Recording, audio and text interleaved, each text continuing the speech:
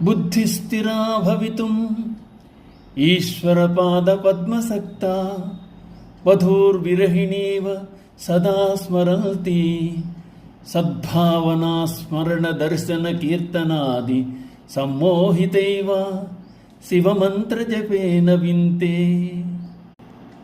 ఈ శ్లోకమునందు శంకరాచార్యుల వారు శివుని యందు ఆసక్తి కలిగిన బుద్ధిని భర్తను ఎడబాసి విరహ వేదన అనుభవిస్తున్న భార్యతో పోలుస్తున్నారు. శివభక్తి అనేది ఎలా ఉండాలో వివరించి చెప్తున్నారు. శివుని యందు మోహమునందిన బుద్ధి శివుని యందే లగ్నమై ఉండాలి. శివనామాన్ని స్మరిస్తూ ఉండాలి. శివనామం కలవరించాలి. శివపాద దర్శనానికి తప్పించాలి. శివ సంకీర్తనందు లీనమవ్వాలి. శివ పూజకు మనసు పరుగులు తీయాలి. భగవంతునిపై భక్తికి పరాకాష్ట విరహం.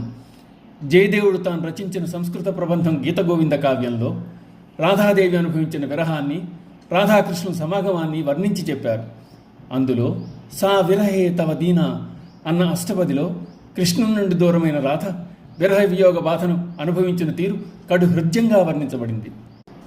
నిల్దతి చందన మిల్దు కిరణమను విల్దతి ఖేదమధీరం వ్యాల నిలయ మిలనే నగరలమివా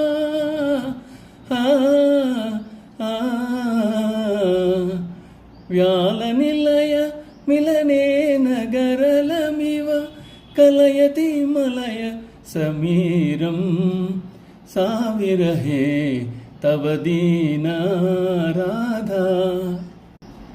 యమునా తీరంలో చంచల మనస్కుడే రాధను తలపోస్తున్న కృష్ణుని సమీపించి రాధ పడే బాధను, ఆమె అవస్థను వివరించే సందర్భంలో రాధ విరహంతో చల్లగా ఉండే గంధాన్ని, వెన్నెలను, మలయ మారుతాన్ని కూడా తట్టుకోలేక దీనురాలై అనుక్షణము నీ భావంలో లీనమై ఉన్నదని రాధ యొక్క సఖి కృష్ణునికి తెలియజేస్తుంది.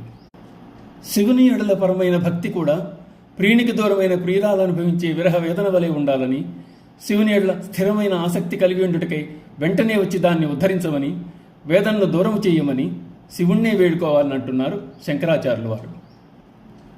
ఓం నమః శివాయ.